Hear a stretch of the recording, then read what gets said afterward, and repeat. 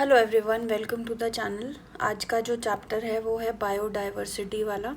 इसके हम previous year questions देखेंगे। तो इसमें ये सारे टॉपिक्स हैं: biodiversity gradient, hotspots, causes of biodiversity loss, conservation और uses of biodiversity, IUCN, biodiversity and endangered species, Ramsar convention आपको पता होगा वेटलैंड्स के लिए हुआ था। फिर various acts and agreements, biodiversity, United Nation and other international organisations, biodiversity miscellaneous. चलिए देखते हैं क्या क्वेश्चंस पूछे गए थे। पहले हैं बेसिक क्वेश्चंस, उसके बाद आपको हाई लेवल क्वेश्चंस मिलेंगे यहाँ पे। तो बेसिक क्वेश्चन से स्टार्ट करते हैं। Question number 1, biodiversity is described as the range of different species in an environment, the seasonal and daily changes in an environment, the way species differ from one another, the influence of physical factors on an environment. तो the range of different species in an environment ये हो जाएगा। Biodiversity means diverse kinds of plants and vegetation, diverse kinds of animals, diverse kinds of plants and animals in a particular area, different kinds of exotic plants and animals. तो A और C same है, बस एक particular area में ही आप बात करेंगे ना, पूरे जगह पर एक साथ कैसे बात कर सकते हैं। जैसे भारत है तो यहाँ पर आप अगर कहेंगे कि बायोडाइवर्सिटी हॉटस्पॉट है, तो अब यहाँ पे आपको ये बताना पड़ेगा ना कि किस एरिया में है। पूरा भारत बहुत बड़ा है, तो सिमिलरली एक पर्टिकुलर एरिया की यहाँ पर बात हो रही है। तो इसलिए इसमें ऑप्शन सी मोर अप्रोप्रिएट है, that is diverse kinds of plants and animals in a particular area. Third question is the most significant aspect of biodiversity is food, drug, industrial use और maintenance of ecosystem. तो सबसे important maintenance of ecosystem हो जाएगा। The destruction of biodiversity is due to lack of natural habitats of the organism. हाँ, environmental pollution से biodiversity का loss होता है, जी हाँ। destruction of forest से भी होता है, तो all of the above correct हो जाएगा। Which of the following is not an example of in situ conservation strategy? In situ मतलब उसी जगह पर, और ex situ मतलब जैसे कोई प्लांट का स्पीशीज़ आपको इस जगह मिलता है, बट आप इससे इतनी दूर यहाँ पर उसका कंजर्वेशन अगर करो इसको लाकर, तो this is ex situ and this is in situ। तो यहाँ पे ये पूछ रहे हैं विच of the following is not an example of in situ conservation? Biosphere reserve, botanical garden, national park और sacred groves. So botanical garden में आपने देखा होगा, अगर आपके शहर में आसपास या आपको कहीं का पता हो, कहीं आप घूमने गए हो, तो botanical garden में बहुत सारी species present होती हैं। तो वहाँ पे कई सारी exotic species भी होती हैं, या different countries में जो प्लांट्स होते हैं वो भी आपको वहाँ पे बोटानिकल गार्डन में दिख जाते हैं। तो इसलिए ये एक्स सिटू कंजर्वेशन हुआ, इन सिटू नहीं हुआ। तो इसलिए इस वाले का आंसर हो जाएगा, आपका आंसर हो जाएगा B. Next question, the main reason for the decrease in biodiversity, क्यों कम होती जा रही है बायोडाइवर्सिटी? हैबिटेट पोल्यूशन की वजह से, इंट्रोडक्शन ऑफ एग्जॉटिक स्पीशीज़ की वजह से, ओवर एक्सप्लॉयटेशन या नेचुरल हैबिटेट का डिस्ट्रक्शन होता जा रहा है। इसलिए देखिए आपको लगेगा कि हाँ ये सारे ही करेक्ट हैं। हैबिटेट पोल्यूशन से भी हो सकता है, एग्जॉटिक स्पीशीज़ के इंट्रोडक्शन से भी हो सकता है, बट क्या हर जगह एग्जॉटिक स्पीशीज़ का इंट्रोडक्शन होगा? नहीं। और हर जगह ओवर एक्सप्लॉयटेशन हो रहा है क्या? तो वो भी नहीं है। लेकिन फिर भी ख़त्म होता चला जा रहा है, बायोडाइवर्सिटी डिक्रीज़ करती चली जा रही है, तो उसका कारण है नेचुरल हैबिटेट का डिस्ट्रक्शन।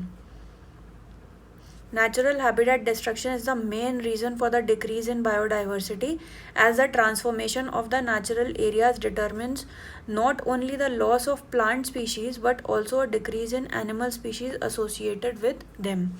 जैसे कोई कोई पौधे या पेड़ होते हैं जिनका एरिया डिफाइंड होता है कि इस एरिया में पर्टिकुलर बर्ड स्पीशीज़ आपको मिलेगी, इसके ऊपर वाले एरिया में दूसरी बर्ड स्पीशीज़ है जो अपना वहाँ पे घर बनाती है, और तीसरे एरिया में तीसरी बर्ड स्पीशीज़ है जो अपना घर बनाती है. तो अगर ये प्लांट ही ख़त्म हो जाएगा, डिस्ट्रक्ट हो जाएगा, तो आप देखिए 3 टाइप्स ऑफ बर्ड स्पीशीज़ अपना घर कहाँ बनाएंगी. तो उनका नेचुरल हैबिटेट का डिस्ट्रक्शन हो गया, नेचुरल हैबिटेट का डिस्ट्रक्शन हो गया, तो इसलिए बायोडाइवर्सिटी का लॉस हो गया. चलिए नेक्स्ट क्वेश्चन देखते हैं. Which one of the following is the most important factor responsible for the decline of biodiversity? Genetic assimilation, controlling assimilation, destruction of habitat और controlling pests. तो pests हर जगह नहीं होंगे, अलग अलग टाइप के इंसेक्ट्स या जीव जंतु वगैरह वो पेस्ट होते हैं, और एसिमिलेशन कंट्रोल करने से इससे भी डिक्लाइन ऑफ बायोडाइवर्सिटी का ये मोस्ट इम्पॉर्टेंट फैक्टर नहीं है. जेनेटिक एसिमिलेशन भी. Destruction of habitat as discussed above is the most important factor responsible for the decline of biodiversity. Habitat loss is one of the biggest threats to biodiversity. Cutting of forests to create fields, filling in wetlands to build houses, creating dams that change river flow are all examples of habitat destruction. The process of genetic assimilation is one by which a phenotypic character, which initially is produced only in response to some environmental influence, becomes, through a process of selection, taken over by a genotype so that it is formed even in the absence of the environmental influence. The main reason for the decrease in biodiversity, ये बार बार question repeat हो रहा है, habitat destruction. Biodiversity has maximum danger from water pollution, climate change, improper agricultural operation or destruction of natural habitats and vegetation. Government of India is in collaboration with the Norwegian government has established a Center for Biodiversity Policy and Law at Dehradun, Shillong, Chennai or New Delhi. So it has established in Government of India in collaboration with Norwegian government has established a Center for Biodiversity Policy and Law, SEBPOL, in the National Biodiversity Authority, Chennai, to develop professional expertise in biodiversity policies and laws and develop the capacity building. It is established in Chennai. Biodiversity Day is celebrated on the United Nations has proclaimed May 22nd the International Day for Biological Diversity to increase understanding and awareness of biodiversity issues. When first created by the Second Committee of the UNGA in late 1993, 29th December was designated the International Day for Biological Diversity. In December 2000, UNGA adopted 22 May as International Day of Biodiversity to commemorate the adoption of the text of Convention on 22 May 1992 by the Nairobi Final Act of the Conference for the adoption of the agreed text of the Convention on Biological Diversity. This was partly done because it was difficult for many countries to plan and carry out suitable celebrations for the date of 29 December given the number of holidays that coincide around that time of year. When the World Biodiversity Day is observed, तो आपने ऊपर पढ़ा 22 मई. Which of the following can be threats to the biodiversity of a geographical area? Global warming, fragmentation of habitat, invasion of alien species, promotion of vegetarianism. Vegetarian बनने से क्या ये एक threat है to the biodiversity of a geographical area? तो ये नहीं है थ्रेट, बाकी तीनों हैं. That is global warming, fragmentation of habitat और invasion of alien species. Global warming, fragmentation of habitat, invasion of alien species can be threats to biodiversity of a geographical area, while promotion of vegetarianism is not responsible for the same. Which of the following can be threats to the biodiversity of a region? Global warming, yes. Fragmentation of habitat, invasion of alien species, ये नहीं होगा. It is same question. एक बार IS में पूछा गया था और एक बार राजस्थान PCS में पूछा गया था. तो 1, 2 and 3 are correct. Which one of the following strongly threatens biodiversity? Fragile ecosystems such as mangroves and wetlands. Mangroves और wetlands threaten करते हैं क्या biodiversity को? नहीं, ये तो उल्टा help करते हैं, support करते हैं. Inaccessible habitats in the Himalayas, तो इसकी वजह से बायोडाइवर्सिटी थ्रेटन हो रही है. नहीं. Destruction of natural habitat and vegetation and jhum cultivation से यस हो रही है. Creation of biosphere reserve will only add, तो ये भी नहीं होगा. तो यहाँ पे ऑप्शन सी आपका आंसर हो जाएगा.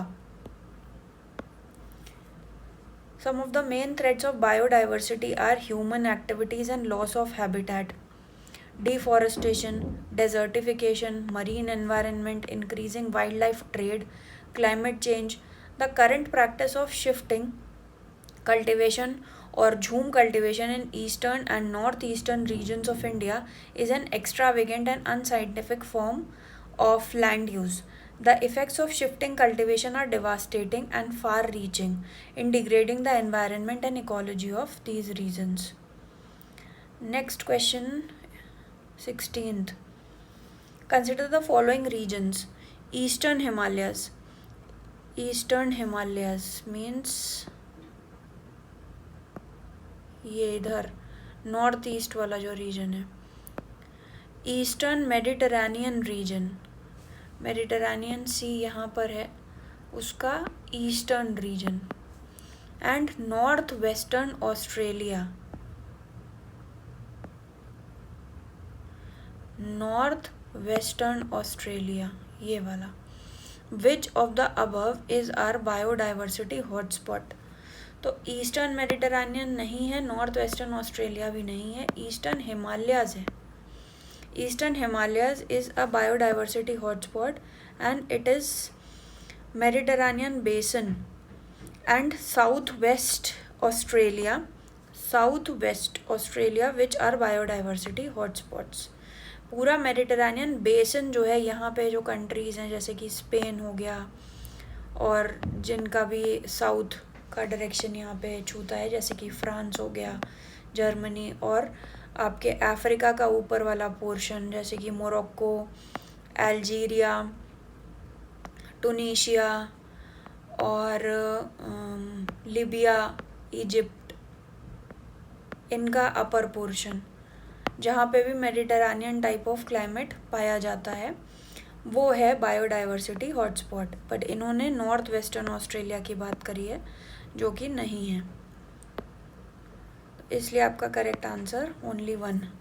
The hotspot of biodiversity in India are, कौन कौन से इंडिया में हॉटस्पॉट्स हैं बायोडाइवर्सिटी के?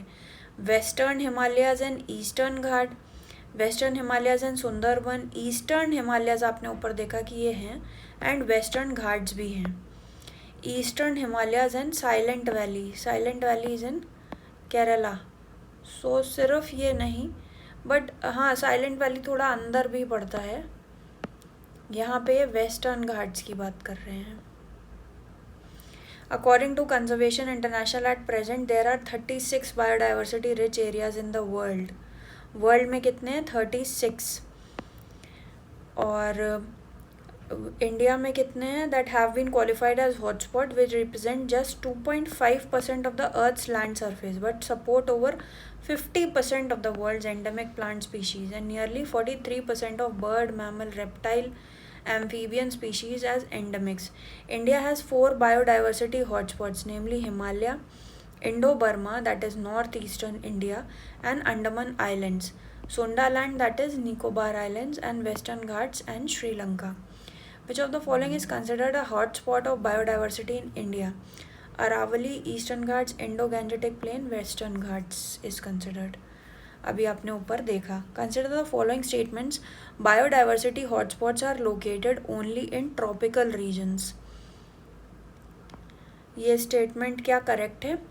India has 4 biodiversity hotspots, that is Eastern Himalayas, Western Himalayas, Western Ghats and Andaman and Nicobar Islands. So let us see. Neither one nor two. Hotspots are not located in tropical regions but also in temperate regions. That is California, Floristic Province, Japan. ये सब temperate regions में है. तो ये statement इनका गलत हो गया कि that they are located only in tropical region. Second statement कह रहा है India has 4 biodiversity hotspots, that is eastern Himalayas, western Ghats, Indo Myanmar border and Sundaland. इन्होंने ऊपर वेस्टर्न हिमालयाज भी लिखा था, तो ये नहीं है. ईस्टर्न हिमालयाज है, वेस्टर्न घाट्स है, अंडमान एंड निकोबार आइलैंड्स है. Next, which of the following is a biodiversity saturated area in India? मतलब बहुत सारी बायोडाइवर्सिटी है वहाँ. तो Eastern Ghat, Thar desert, Western Ghat या बे ऑफ बंगाल. तो वेस्टर्न घाट में है. India is a land of remarkable biodiversity. India inhabits 7.6% of all mammals, 12.6% of birds, 6.2% of reptiles and 4.4% of amphibians found in 18 mega diverse countries. Western Ghat is a biodiversity saturated area in the given options. With reference to biodiversity, which of the following regions in India is regarded as hotspot? Andaman and Nicobar Islands, yes. Gangetic Plain, no. Central India, no. None of the above. The answer will be A. Which one of the following areas in India is a hotspot of biodiversity? Gangetic Plain, Sundarban, Western Ghats हैं, Eastern Ghats. तो option C is correct. The most biodiversity rich area in India is, it is Western Ghats. Which of the following has been identified as a biodiversity hotspot in India? Sundarban, Manas, Western Ghats और चेरापूंजी. तो Western Ghats है. मानस कहाँ पे है national park? Assam में है या मणिपुर में है? अगर आपको पता है तो आप कमेंट कर सकते हैं नीचे. Biodiversity hotspots in India are the eastern Ghats, western Ghats, eastern Himalayas, western India. So western Ghats हैं और ईस्टर्न हिमालयाज हैं. 2 and 3 ये बायोडाइवर्सिटी हॉटस्पॉट्स हैं in India. Next question, which of the following is considered hotspot of biodiversity? Again same, Eastern Himalayas will be the answer. The hotspot in the context of the environment found in India are Eastern Ghat, Vindhyan Range, Eastern Himalayan Range and Western Ghat. Which one of the following is not a biodiversity hotspot of India? Himalayas, Northeast India, Vindhyas is not a biodiversity hotspot. Which of the following regions of India has been designated as biodiversity hotspot? Eastern Himalaya, Western Ghat and Western Himalayas. No, Eastern Himalayas. 1 and 3. Which one of the following regions of India is regarded as an ecological hotspot? Western Himalayas, Eastern Himalayas and Western Ghats. इन दोनों को ecological hotspot consider किया गया है. काफ़ी पुराना question है इसलिए ambiguity है. 2 आंसर्स करेक्ट हैं इसमें. विच of the following is a biodiversity rich place in India? It is western Ghat. Tallest known living tree, सबसे लंबा ट्री जो कि जाना जाता है वो है sequoia. Tallest known tree is redwood. Sequoia, it is found in California, USA. This species includes the tallest living trees on earth, reaching up to 379 feet, that is 115.5 meter in height. A species is considered to be extinct if it has not been seen in the natural habitat for कितने time तक के लिए? अगर वो नहीं दिखी है species natural habitat में तो उसको एक्सटिंक्ट कंसिडर किया जाता है. 15 साल, 25 साल, 40 साल या 50 साल. तो it is 50 years. According to the definition provided by IUCN, a species not seen during the last 50 years is considered to be extinct. Which one of the following is not responsible for the extinction of a species? Broad niche, large body size, narrow niche, lack of genetic variability.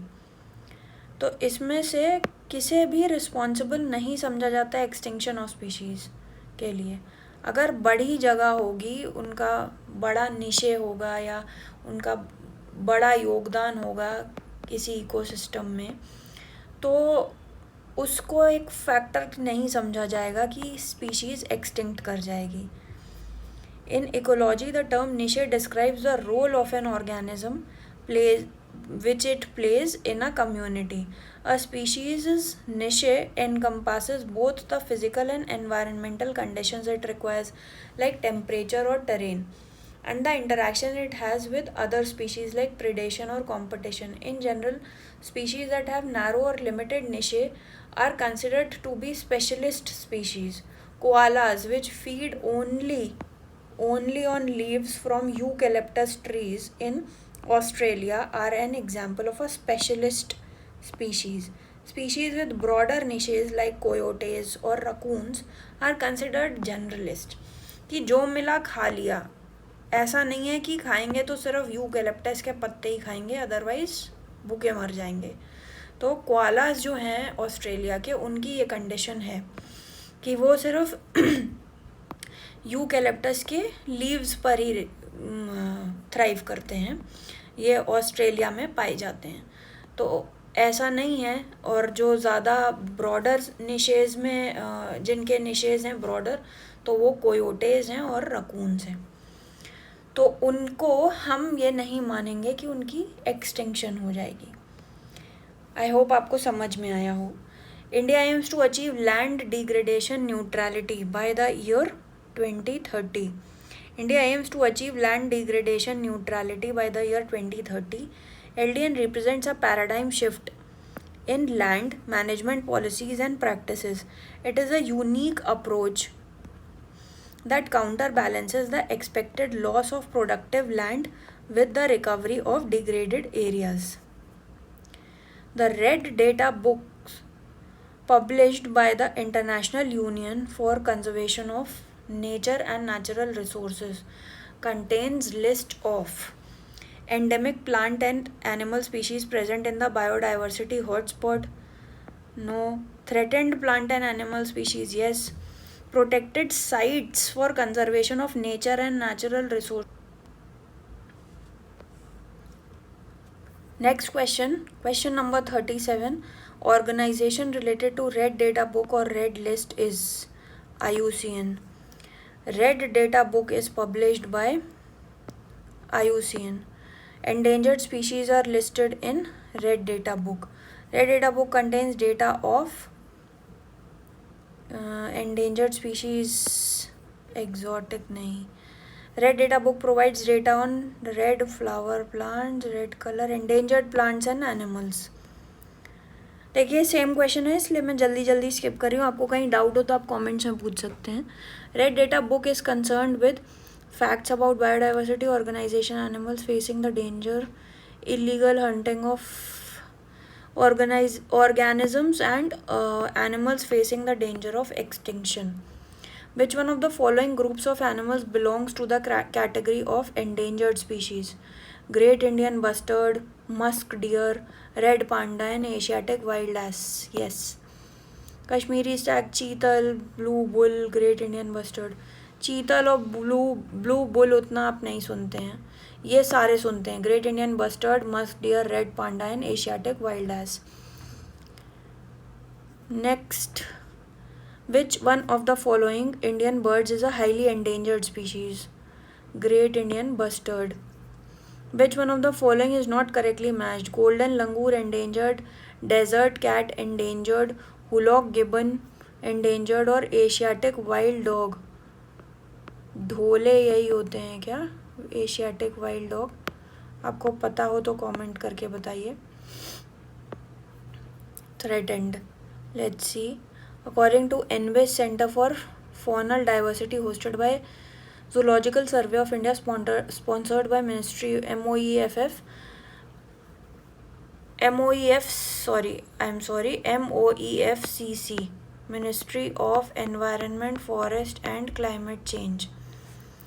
Below is the risk status of animals given. Golden langur endangered, Hulok gibbon endangered, wild dog endangered, but desert cat is least concern. Desert cat, this is not endangered, this is least concern. तो not correctly matched पूछा था, तो B option हो जाएगा. There is no animal named desert cat listed in red list of IUCN. Chinese desert cat are listed as a vulnerable category in red list. Hence, B and D are not correctly matched. Service Commission considered A as the correct answer in its initially released answer key, but revised answer key में ये remove कर दिया गया था. While India's human population is growing at an outstanding pace, the bird population is shrinking fastly, mainly because there has been an abnormal increase in the number of hunters. अचानक से hunters बहुत बढ़ गए हैं. Biopesticides, organic manure are being used on a large scale. अगर ये biopesticides और organic manure ज़्यादा यूज़ होगी तो ये तो सेहत के लिए अच्छा है. इसकी वजह से बर्ड पॉपुलेशन क्यों कम होगी.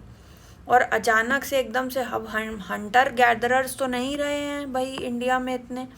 हाँ, कहीं कहीं किसी किसी एरिया में होता है, बट बेसिक जो ऑक्यूपेशन है लोगों का वो हंटिंग गैदरिंग नहीं है अब, और दूसरे काम करते हैं लोग. तो ये भी नहीं हो सकता. There has been a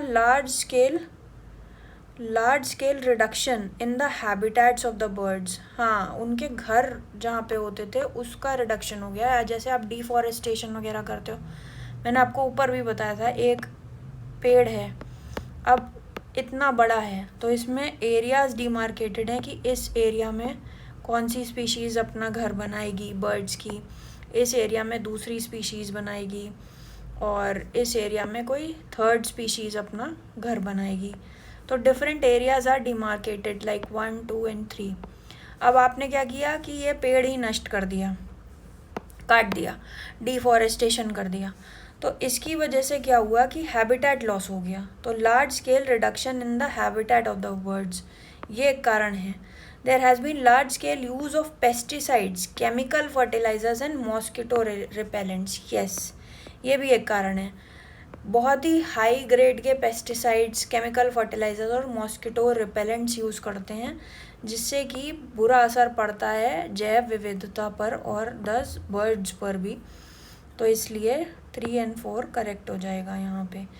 India's human population is growing at an outstanding pace, but the bird population is shrinking fast, mainly because there has been a large-scale reduction in the habitats of the birds, and there has been an excessive use of pesticides, chemical fertilizers, and mosquito repellents. Pesticides like DDT enters into food chain so that premature shells crack before time and their population decreases.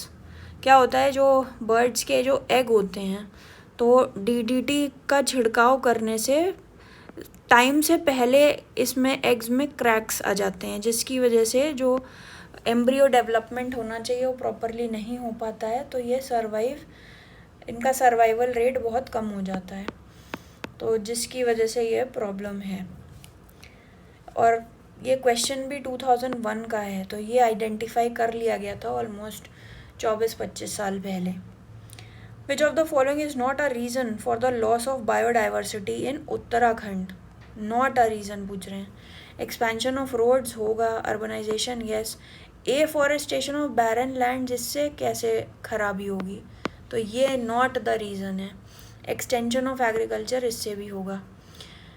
Next question, which of the following statements about Sikkim are true? Select the correct answer from the given below. It became an integral part of India in 1975. It is considered as a botanist's paradise. इसको सिक्किम को ही organic state भी declare कर दिया गया है, आपको पता हो तो. Its population is mainly made up of Lepchas. तो ये तीनों ही स्टेटमेंट्स करेक्ट हैं. 36th Constitutional Amendment Act of 1975, Sikkim was made full-fledged state of the Union of India. It is considered as a botanist paradise because it lies under Hotspots of northern Himalaya, which is rich in biodiversity. Population over here mainly comprises of Lepchas, Bhotias and Nepalis. Next, the most important strategy for the conservation of biodiversity together with traditional human life is the establishment of biosphere reserves. Most important strategy for the conservation is biosphere reserves. It is an integral part of the human system. In these areas, multifaceted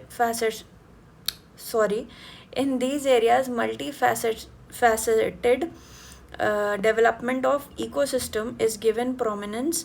The Indian government has established 18 biosphere reserves in India, which protects larger areas of natural habitats. 12 of the 18 biosphere reserves are part of the World Network of Biosphere Reserves based on the UNESCO MAB program list. Which one of the following is an important strategy for the conservation of biodiversity? Biosphere reserve एक अच्छी strategy है. Botanical garden तो एक सिटू है भाई, इसको कहीं और से कहीं लाके करना पड़ता है. National parks basically conservation of biodiversity से ज़्यादा एनिमल्स पे फोकस्ड रहते हैं. हाँ, फौना पे भी, फ्लोरा पे भी रहते हैं फौना के साथ, बट बायोस्फीयर रिजर्व एक बहुत अच्छा एग्जाम्पल है. Establishment of the biosphere reserve is an important strategy for the conservation of biodiversity. Biosphere reserves are essential of terrestrial and coastal ecosystems, promoting solutions to reconcile the conservation of biodiversity with its sustainable use. Notably, in situ and ex situ techniques are adopted for the conservation of biodiversity. Which one of the following is not a site for an in situ method of conservation of flora? Flora मतलब पेड़ पौधे. Biosphere reserve, botanical garden आपको मैंने कई बार बताया कि ये ex situ है, इन सीटू नहीं है. नेशनल पार्क है, वाइल्ड लाइफ सेंचुरी, ये सब इन सीटू हैं. For conservation of flora, botanical gardens do not come under in situ method, while biosphere reserve, national park, wildlife sanctuaries fall under in situ. Which of the following gas is commonly used in cryobank for ex situ conservation? Cryobank, ठंडा, तो ये nitrogen use होती है. Ex situ is the process of conserving components of biological diversity by restricting them to natural habitat and then managing them in a controlled or modified environment. There are two methods for ex situ conservation. Primary facilities that hold ex situ conservation collections of plants and animals are aquaria, botanical gardens and zoos. The second method is the storage of seeds, pollen, tissue or embryos in liquid nitrogen. This method can be used for virtually indefinite storage of materials without deterioration over a much greater period about all other methods of ex situ conservation. Next question, in which of the following ecosystems the species diversity is relatively higher? Deep sea, tropical rain forest, coral reefs और desert. तो tropical rain forest और coral reef दोनों जगह ही होगा. Next question, the maximum biodiversity is found in tundra, coniferous, tropical rain forest में. Which of the following has the largest biodiversity? Tropical rain forest. Which of the following considered a hotspot of biodiversity in India? तो it is Western Ghats. In which of the following types of forests maximum plant diversity is found? सबसे ज़्यादा tropical evergreen forest में पाई जाती है. The greatest diversity of animal and plant species occurs in, कहाँ होगा? Tropical moist forest में होगा. Which one of the following ecosystems has maximum plant biomass?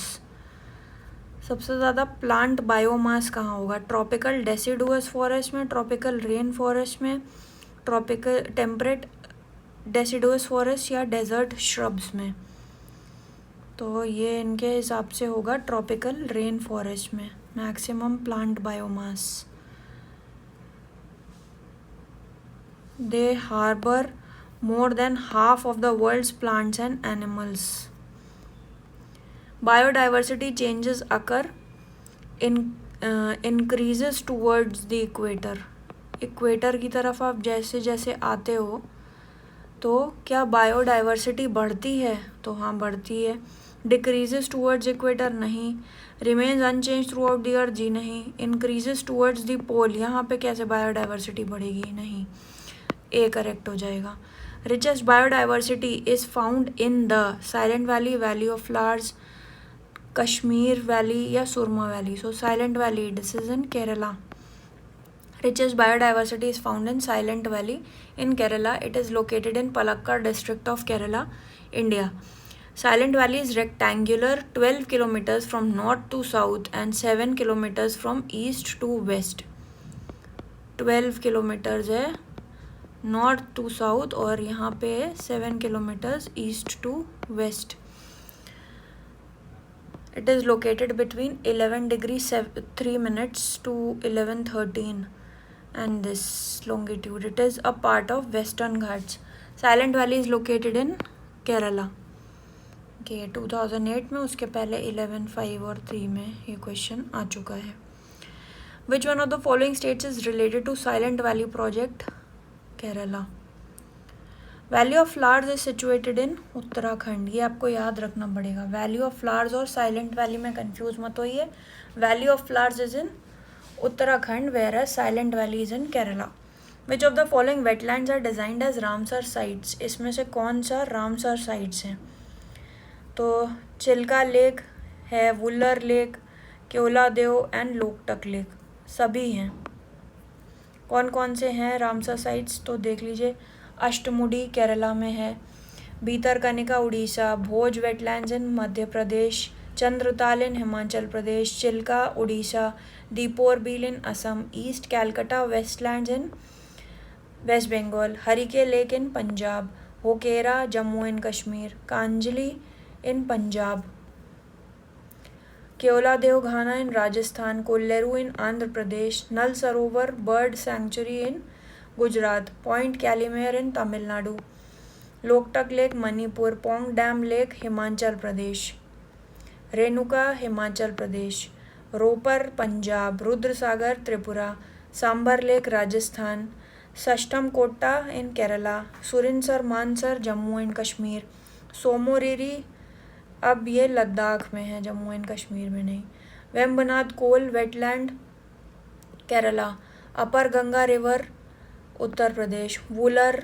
Jammu and Kashmir, Sundarban West Bengal, Keshopur Miani in Punjab, Beas Punjab, Nangal Punjab, Nandur Madhmeshwar Maharashtra, Nawabganj bird sanctuary Uttar Pradesh, Parvati Arga Samaspur all in Uttar Pradesh, Sarsai Nawar Jheel in UP, Sandi UP, Saman UP, Sur Sarovar UP, Lonar lake is in Maharashtra, इसका pink colour है, क्यों आप बता सकते हैं.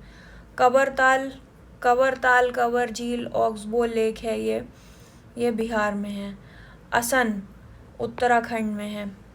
सोकर लद्दाख में है. सोकर और सोमोरिरी दोनों ही लद्दाख में है. विच of the following is a Ramsar site under Ramsar convention? Bhoj wetland है, आपने ऊपर देखा, ये एमपी में है. और कृष्णा डेल्टा गोदावरी सुंदरबंस भी हैं, ये आपके वेस्ट बंगाल में है. Next, the Ramsar convention was associated with the conservation of wetlands. Bihar's first Ramsar site is located in Begusarai. Kabartal is located in Begusarai district of state. Kavartal wetland covers an area of 26.20 square kilometers and declared as Ramsar site on 21st July 2020. Ramsar convention is related to wetlands. ये आपको याद रखना पड़ेगा किससे related है, क्योंकि आगे climate change, pesticide pollution, ozone layer, इनसे भी रिलेटेड आपको कन्वेंशंस अलग अलग पढ़ने होंगे. इसलिए वेटलैंड डे कब ऑब्जर्व किया जाता है? It is observed on 2 February. Marks the date of adoption of the convention of wetlands. 2 February 1971 in the Iranian city of Ramsar. Theme of world wetland day 2021 की इन्होंने दी है, वेटलैंड्स एंड वाटर. मीन्स आपको हर year की, जिस year भी आप paper दे रहे हैं, उसकी थीम पता होनी चाहिए. जैसे अभी 2025 की वर्ल्ड वेटलैंड डे की थीम क्या है। In India which one of the following states has the largest inland saline wetland. तो राजस्थान में है वो। Sambhar lake is the largest inline saline wetland of India. Biosphere reserves are areas for conservation of genetic variation. Biosphere reserve is an ecosystem with plants and animals of unusual scientific and natural interest. It helps to protect genetic variation of different organisms and plants. Cartagena Protocol is related to Biosafety Agreement. ये थोड़ा अलग question है but कोई बात नहीं। Cartagena Protocol is an international agreement on biosafety. It was adopted on 29th January 2000 and implemented on 11th September 2003. India confirmed biosafety on Cartagena Protocol on 23rd January 2003. Which one of the following is the most effective factor of coral bleaching? Marine pollution, increase of salinity of seas, rise in normal temperature of sea water. Yes, क्योंकि ये बहुत ज़्यादा temperature sensitive है corals. Warmer water temperatures can result in coral bleaching. When water is too hot corals will expel the algae zooxanthellae living in their tissues causing the coral to turn completely white. This is called coral bleaching. Which of the following is the most significant factor in coral bleaching? Same question है. So global warming. Which of the following have coral reefs? Andaman and Nicobar islands में है, gulf of Kutch में है, gulf of Mannar में भी है, सुंदरबन में coral नहीं है। Total coral reef in India is 5790 kilometre square distributed between 4 major regions. Lakshadweep कहाँ पे है? अरेबियन सी में। Gulf of Mannar, gulf of Kutch and Andaman and Nicobar islands fringing reefs are common. They occur around the Gulf of Mannar, Gulf of Kutch, Andaman and Nicobar Islands. Atoll reefs are found in Lakshadweep. Sundarban is known for mangrove forest. Atoll और fringing में फ़र्क होता है कि जैसे ये सतह है तो यहाँ पर ऐसे ऐसे लग जाते हैं कोरल्स सतह पर, और यहाँ पानी है मान लीजिए, तो दैट इज़ फ्रिंजिंग रीफ. और अगर कोई लैंड मास है और उसके चारों ओर कोरल्स आ गई, यहाँ पर लग गई, तो दैट इज़ अटॉल. ये इन्होंने बताया कि ये लक्षद्वीप में पाया जाता है, और बाकी गल्फ ऑफ मन्नार और गल्फ ऑफ कच्छ में फ्रिंजिंग रीफ्स हैं. ठीक है, तो यहाँ पर हम ये वाला जो डिस्कशन है वो ख़त्म करेंगे. इसके आगे हाई लेवल क्वेश्चंस भी हैं, तो उनको हम किसी और नेक्स्ट चैप्टर में, मतलब नेक्स्ट लेक्चर में देख लेंगे. Thank you so much for watching this video.